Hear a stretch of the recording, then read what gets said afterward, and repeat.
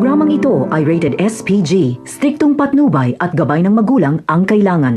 Sa basbas ni Colonel Suarez ay nagsampa na nga ng kaso sila Rigor laban kay Espinas.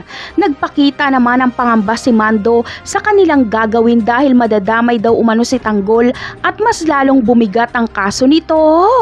Pero sinabi lang ni Rigor na yun nga daw ang maganda para mabulok si Tanggol sa kulungan.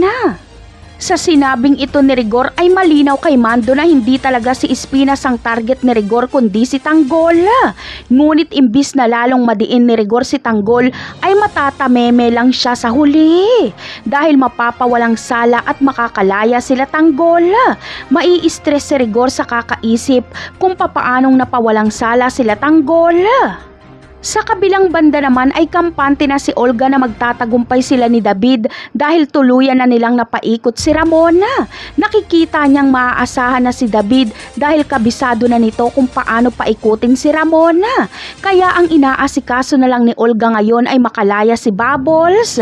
Ikakatuwa ni Olga dahil tatawagan siya ni Congressman Fernandez at sasabihin na ipasa na daw umano sa presidente ang pangalan ng kanyang anak. Kaya sa susunod na mga araw ay makakalaya na si Bubbles. Samantala, ang akala ni Olga na napapaikot na nila si Ramon ay posibleng sila ni David ang pinapaikot ni Ramon dahil kumpirmadong buhay si Severino at si Ramon lang ang nakakaalam kung nasaan ito.